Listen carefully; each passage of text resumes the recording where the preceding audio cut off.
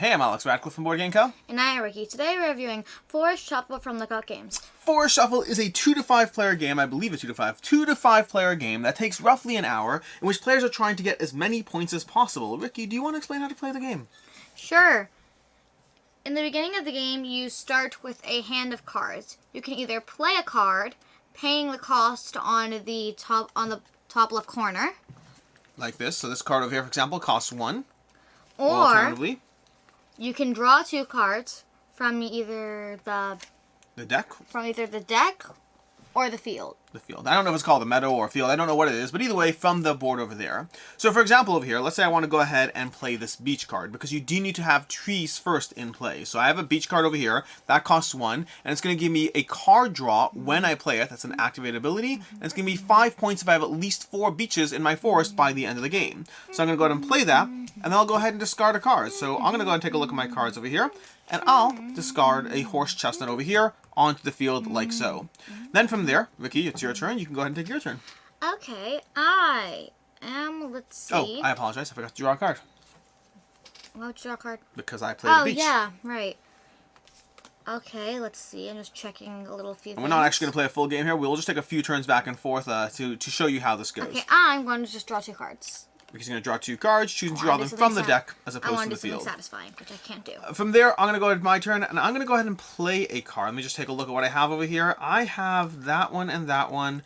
Ooh, I have that. That's probably useful. I'm going to go ahead and play this bird over here. Now, these cards over here come with a few types. You can have your basic trees, like so. You're going to have cards that can go top or bottom, or cards that can go left or right. And it's one of those two. It's either top or bottom, or left or right, not both. So, for example, I'm going to take this bird. I'm going to play it over here on the top of my tree. I'm going to discard a card again. I'll discard another tree to the field. And now this bird is worth 5 points if it's on a beach. That's my turn. To you again. Okay, I cannot do the satisfying thing. I'm going to play a beach. Okay.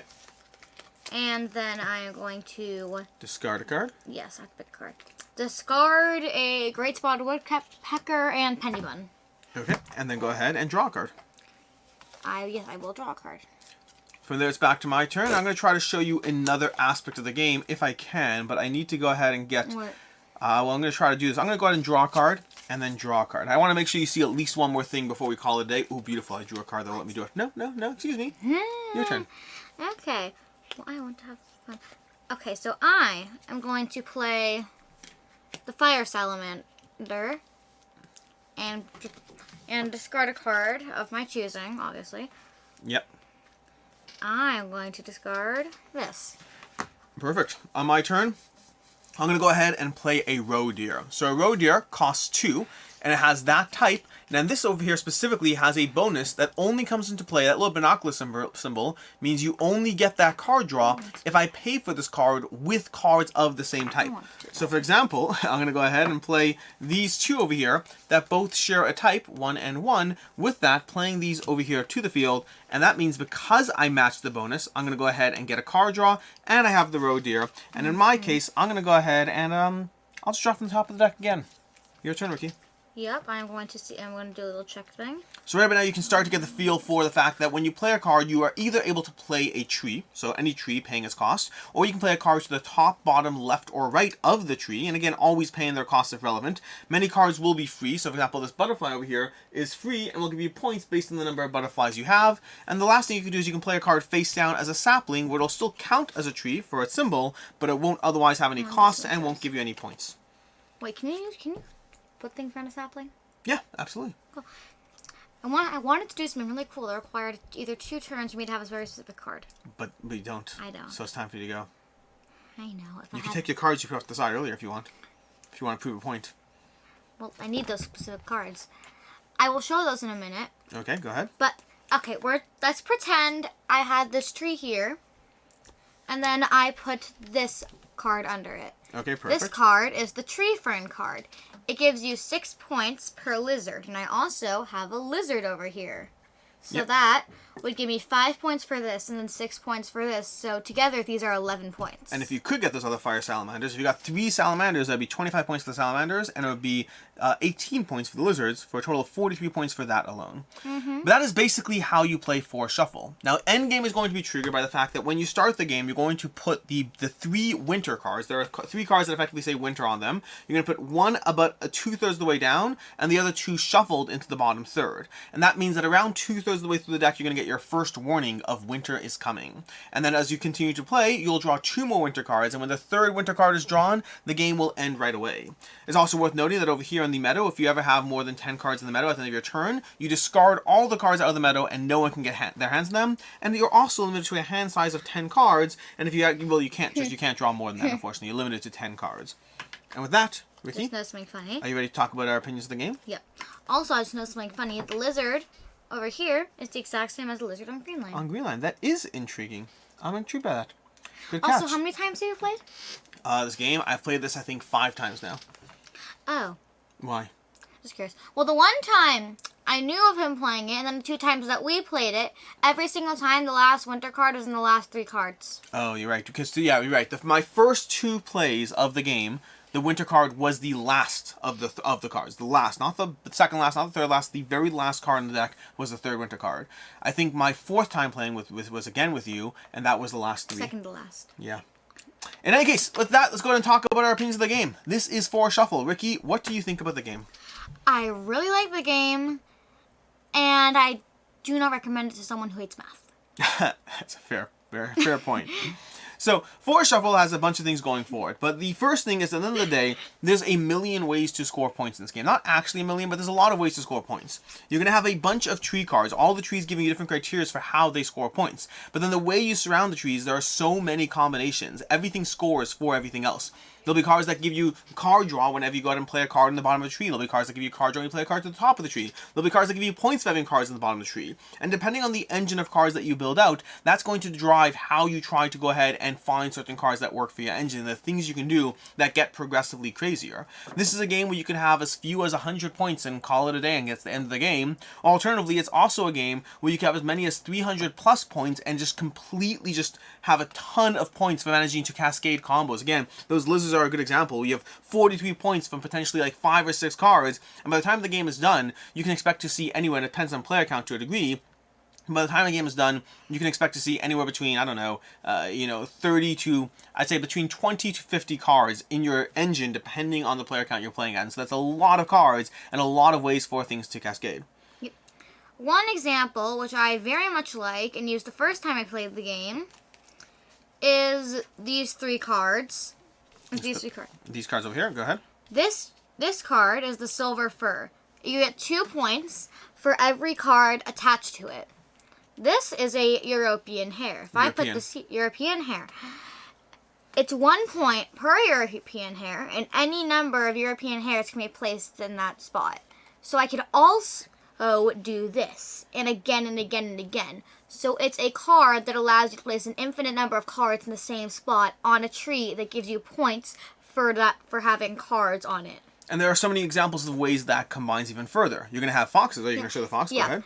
And then there's another thing, which is the red fox, which you draw a card for every European hare you have, and it's 2 points for every European hare you have. So this combination got me to at least about 135 points the first time I played the game. And I don't think I counted the silver fir yet. And there's things you can even add further to that. So, for example, the biggest slowdown in European hares is the fact that they cost 0 and they only start being worth the play when you have a bunch of them. The flip side is there's a card in the game that says, hey, play any number of cards in your hand, play any number of cards from your hand, paying their cost. That card also works great with European hares because instead of taking 7 turns to play a bunch of European hares, you can just play 7 at once and drastically speed up your engine. And so and that's just one example of a way a few cards combine, and there's so many different ways. Yes, and I have another one.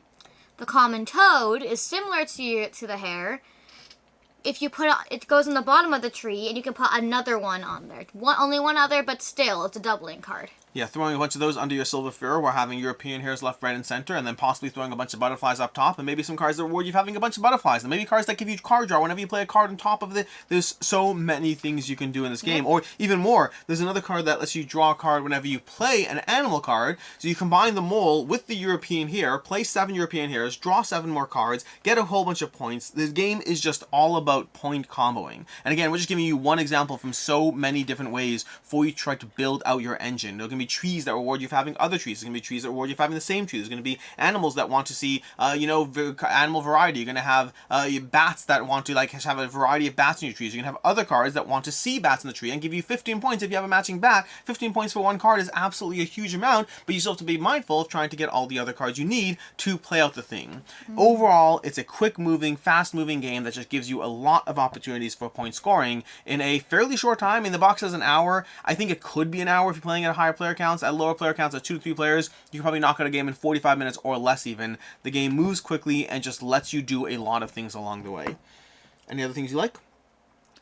The artwork, for one. It's adorable. Well, I just love all the poses of the animals and stuff. And then I also like the way the trees are placed. And the sapling thing is fun. Yeah. And is anything you don't like about the game? I only have one critique. It's a small critique, but it's a critique. For me, the one thing I have that I don't like about the game is the fact that as you play through this, once you hit that, third of the way into the game, to a certain extent, the pathway that you're working towards is a little set. What? Shrinks. Yeah, as the things you're trying to do are a little bit set. It means you start off the game with this wide open world of promise, and then about a third into the game, you're more hunting for the cards that help you fulfill your engine. Now, to be very clear, there's room for pivoting, there's room for adjusting, there's room for adding more things you're going to score for sure, but the longer you go through the game, the less that room is present, and the more the game shifts from look at how I want to build things out, and more into hopefully I draw the cards that help me build things out, and starts drifting a drop more towards the luck element of things as opposed to anything else. As far as things I can see others not liking, as far as things that might be a problem for you, this game does have a large point spread. That means that when you're playing the game, you may have a game where you got 300 points and someone else got 280 points, and you have a very fun time. Or it might be a game where you got 300 points and or you got 110 points and someone else got 300 points, and that just is a little less of a feel-good experience. The practical aspect of the way the game works means that there's so much room for point comboing that sometimes you just have a game where your combo didn't work out. The cards you were hoping to draw didn't play out, you didn't get them, other players took them, especially in a larger game. If Ricky and I are fighting over European hares while one other person on their own is going for the butterflies, that means this is definitely a game where you can have those times where you just have a very small score and someone else has a large score. You kind of have to be okay with that if you're playing this game. Mm-hmm. But yeah, 2 things I don't like is on certain cards like the salamander, there's exactly 3 in the highest points. So see, I like to be a little more leeway in there. See, it's interesting you say that because I felt that way. You see, the salamanders at least, they give you 5, 15, then 25 points. So they do escalate to a degree. The fireflies, I was a little disappointed. The fireflies give you exactly 4, there's exactly 4 fireflies in the deck. They list them on each card. And you get 0, 10, 15, 20, which means you only get a 5-point extra increment for having 4 versus 3. 2 of them is 5 points each. 3 of them is 5 points each. 4 of them is 5 points each. You only really get rewarded for getting the second one. After that, if you were able to hunt down all 4 fireflies, which feels like a accomplished goal, I kind of wish there was more of a point scaling for some of those harder to get combos. Give you more incentive to go for them. And another one is a lot of the cards really high scoring are all or nothings. Like the last time I played, I had 3 different oaks. And oaks are every single thing have one of every kind of tree, and I was missing 1 tree. I had 7 different trees in my forest, and there are 8 of them. So I lost out on 30 points because it was all or nothing. Yeah, that can happen. I wish there was a little more leeway, 10 points if you get all of them. Otherwise it's 1 point per different tree. I happen to not like that particular tree card, and I've never taken it in any of my games because I don't like trying to commit to all the tree types. I like having specific tree types, not I love the sycamore, 1 point per tree. Yep, that's a fun one. That is the best one ever, especially with the violet with the carpenter bee. Yep. In any case, Ricky, final thoughts. What do you think of this game? What do you rate it? All of those things. I would probably rate this 5 out of 5. It's a really good game. Yep. I like this game. I like this game a lot. Honestly, the rating doesn't surprise me. This is one that we've really been enjoying a lot. For me, yeah, it's a satisfying game. For me, this is a 4.5 out of 5. It is surprisingly satisfying, and I do wonder how well that rating holds up over time.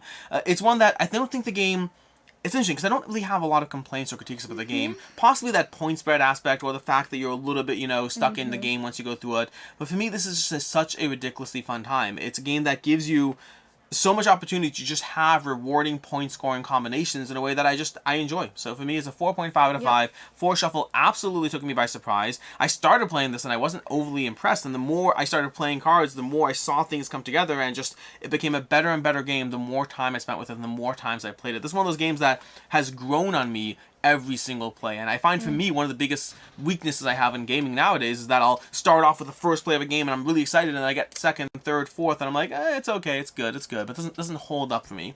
And so far, 4 Shuffle is still holding up, at least as of right now. I have a final thought for once, that the game, if you only play it twice, like the first time, it's like everything's new, and then the second time, it's kind of like you have an idea of it. The second time kind of like drops down a little bit, but it probably goes like up after, because like the second time is immediately compared to the first time. Yeah. You only have that to compare it to, so. Yeah, so you had a much better combo that first game, which does help. I did. Yeah. As far as other game recommendations, first of all, if you're looking for another game that gives you a lot of ways to combo and score points in a similarly rewarding fashion while being very different, Innovation is one that I definitely recommend. And if you're looking for another nature-themed tree game that scores very, very differently, I highly recommend checking out Arboretum as a very satisfying game of trying to play trees down in different pathways. Have I played Arboretum? You may have, if you have, it's a long time ago. We've had Arboretum for a while, but we should play What it. is Arboretum exactly? It's a game where you're gonna have a bunch of tree cards. Okay, and they're gonna have different types of trees. That's Different all types of this. of All trees. trees, no nature, no Trees, animals. trees. And then you have numbers 1 to 8, and you have to kind of construct pathways of cards while you place them down into the board. Like the Peacock game? It's got similarities. Like Best Dress Ever? It's similarities. We'll play it. Combination of the How two. about we play it this week? Sure. Excellent. In any case, until next time, I'm Alex Radcliffe from Board Game Co. And I'm Ricky. And have a good one.